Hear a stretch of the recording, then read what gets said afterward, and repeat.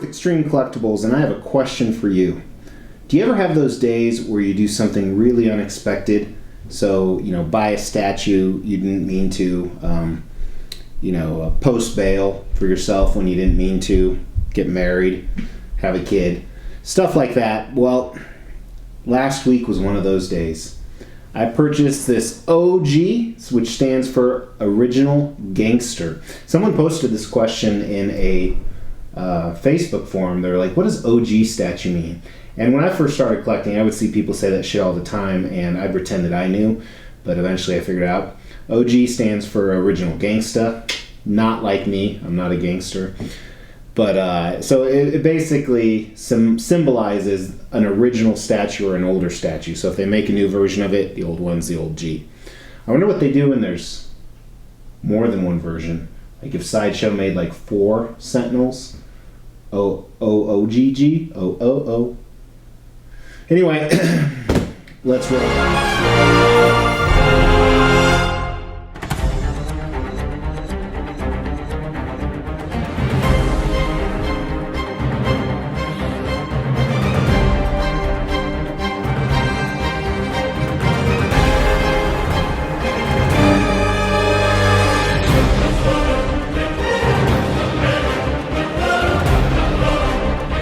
Extreme Collectibles here with Sideshow Sentinel Maquette.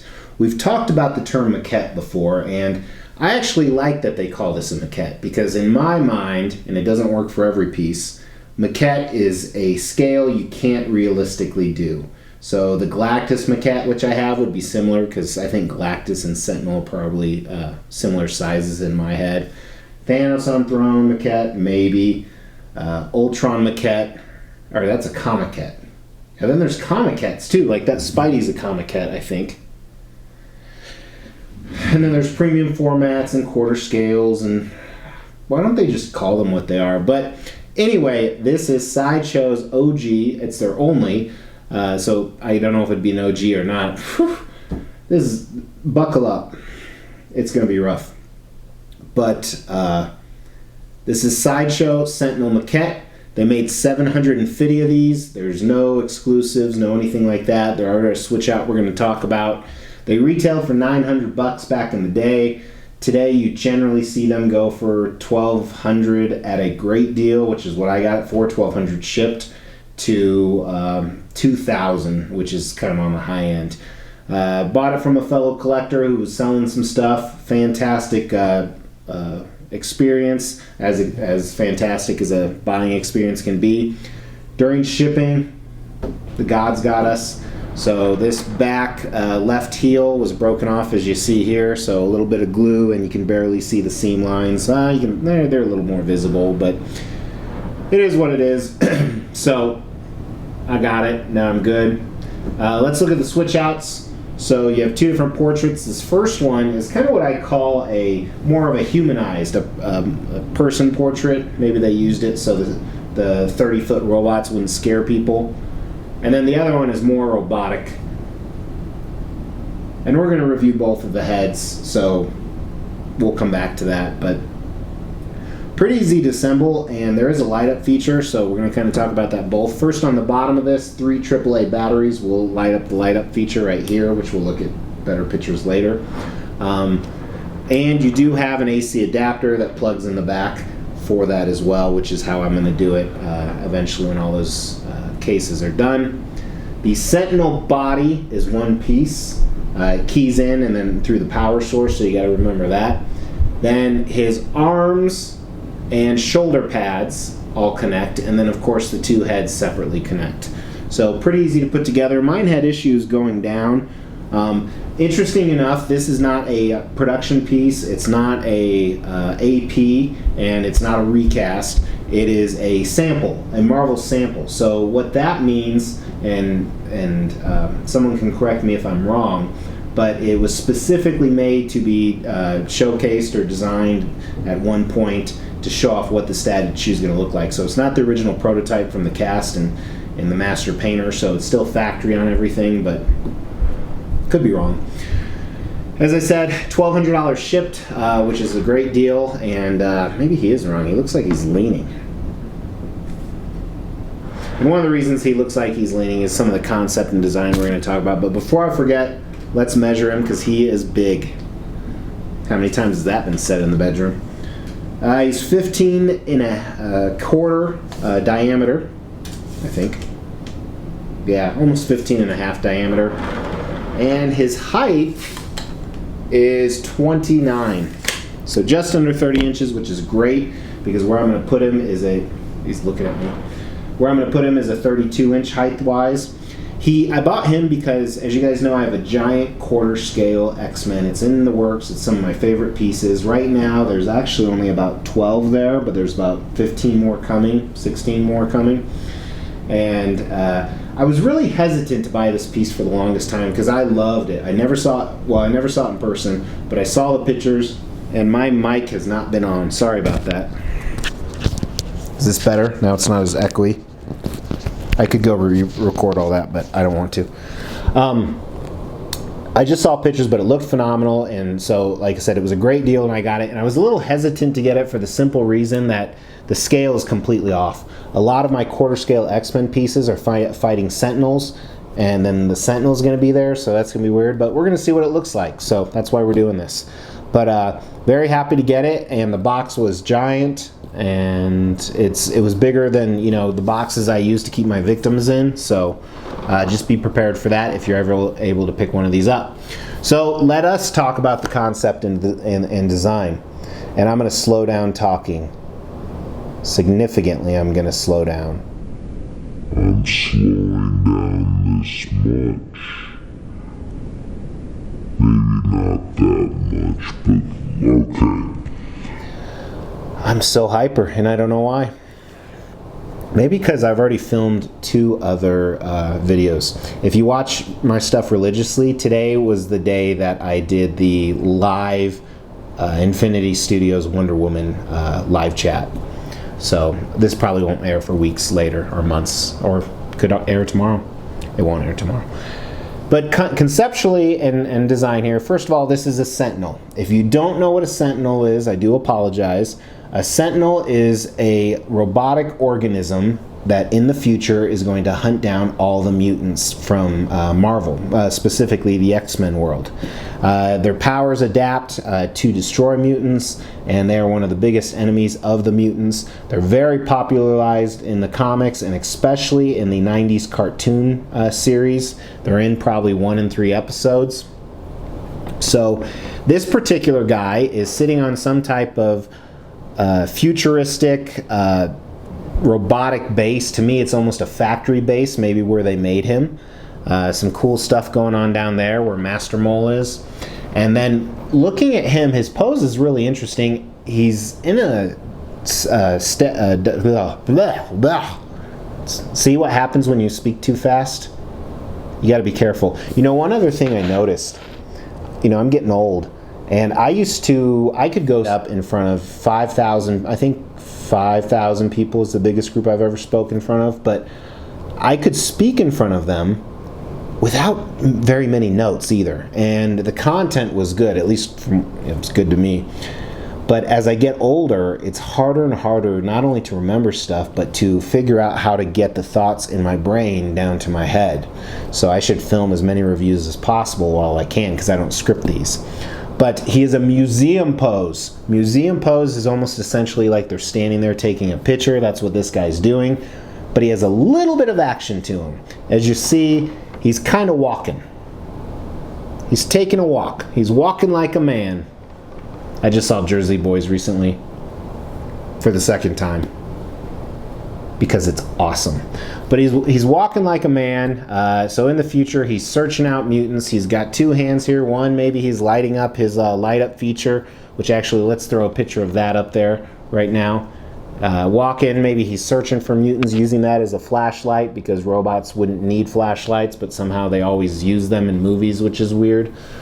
And the other hand is ready to grab a mutant, not a whatever. So yeah, so very cool, very stoic. It's obviously, you know, it's not a human, so there's not going to be much expression on the face, but I like it. I think it's the perfect pose for a Sentinel. This really looks like it's leaning. It's bothering the shit out of me. I think I'm going to have to take him off and put him back in. Oh, that's why. Okay, he is leaning. Are you worried? Does that freak you out? Maybe my table's leaning. What if my home foundation is leaning? Yeah, I'm gonna have to figure this out. You know what? Give me a second.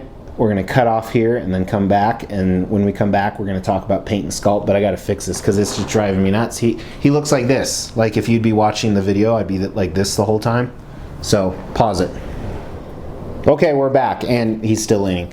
I'll fix it later. But let's talk about paint and sculpt for this guy. And I freaking love all of this. I love it a lot, and especially for an older Sideshow piece, I'm surprised this piece doesn't go for more. And I'm not saying that to hype up my own piece. I'm not going to sell them. So, but starting here at the bottom, as I said, it's kind of this almost factory-like base, and there's some vents on the side that you see here. So kind of boring on the side. The other thing they have is the power button. But then the top, it's kind of this circuitry and dials and mesh type stuff. And they only used black and grays on the top, but it looks really good.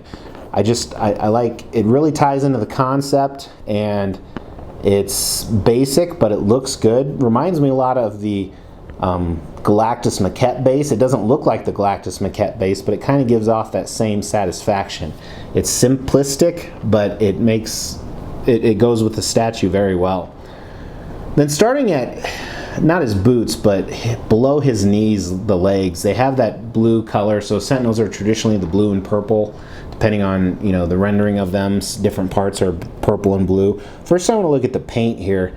Kind of like the base, there's these different shades throughout to give it this wear, and it's different shades of black and gray and almost silver on top of that blue, and there's some streaks and some dirt, and I really like this.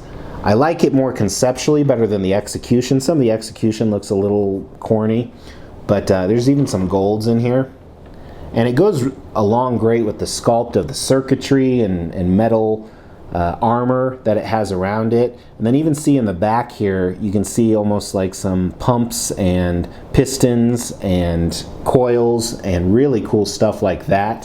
Then moving up to where his knees are connected, my mind's drawing a blank, whatever these circular things are, where the sockets, kind of where the sockets are that are connecting his upper leg to his lower leg. Again, just some awesome wear in the different colors there. Then moving up to his thighs, a lot of the same. They were able to do that wear with the different colors, almost look like scrapes, so he's been in a battle. And the purple color I like on here. It's kind of boring, but it fits well with the statue. And then he has these almost light up nodules on his legs, which I can't get them to light up, so I don't know if they're supposed to, but they look just like all the other lights that light up. Kind of interesting, but again, it has that similar armored take all throughout the statue. And then moving up to his man package, he's got that protected, which is kind of interesting. I didn't think a robot would need a cup down there, but it has the same paint scheme as the boots. And that same paint scheme continues on up to his torso here. And the torso has kind of these metallic plates again as armor, but there's more of them, and I really like it. It really reminds me of kind of like samurai armor.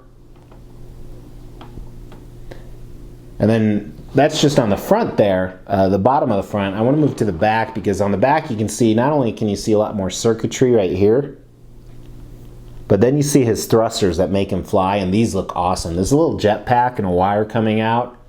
And then he has some exhaust, not exhaust, but air holes along the side of it. And it just looks so complex and so cool. I really like this. And then again, the paint effect is the same throughout the whole upper back there. And then moving on to his chest at the front, again, you have almost like an intercom with some vent holes on the sides, and then the light up features. Really, really cool. And you see some of the silvers behind there, silver sculpt. And then I'm going to move to his arms. So the top of his arms are that purple color, and then they have like the coils not the coils, the sockets connecting at the elbow, very similar to the way his legs are done. And then on his forearms, he has kind of it turns to that blue, the gauntlets, and he has these blasters on both of them. One's on the top side, one's on the bottom side because of the way his arms are positioned. But it looks really cool. And then his hands look really good. I really like them. Very Terminator-like, but much bigger. And I like how the inside is, it shows almost like he's wearing a metallic glove. And again, those same yellow lights. And then his shoulder pads look really cool. Those are the ones that go on separately. Again, they just kind of add to the statue. I looked at it without the shoulder pads, and it looks kind of stupid. So, nice job. But a lot of the same on there. Some gadgetry. And then looking at his robotic portrait here, I really love this. And we're going to look at this one first.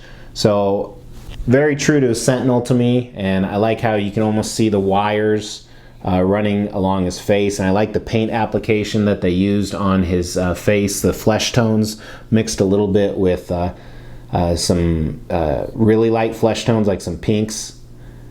And his helmet, some gadgetry on the side and on the top, the crown there with some of those battle marks.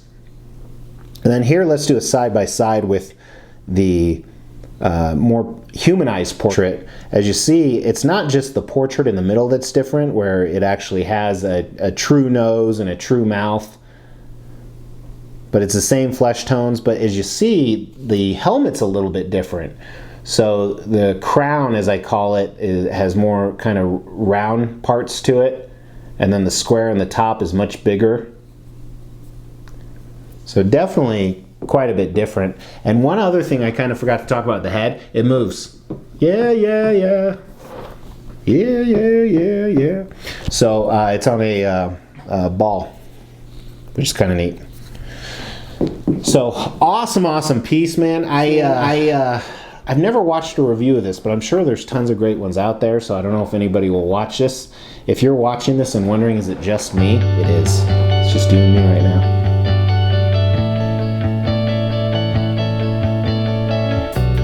Anyway, save that for later. So those are my thoughts on this piece. I am surprised no one else has done a Sentinel piece. XM, I guess they are coming out with the 6 scale one, which I actually did pre-order, but I don't know where to put it, so I need to get rid of it. Anyone want to buy that for me? I've put down $1,000 or 1,000 SGD. If you want to buy it off me, let me know. I just don't have room for it, even though I think it'll be amazing. So this is my replacement for that, because that would take up the whole table. So let me know your thoughts. Let me know what you don't like about this statue. I'm trying to find something I don't like. I'm sure there's, other than the fact he leans. I'm trying to figure out something I don't like. So, but I really appreciate you guys watching. And until next time, don't fuck yourself.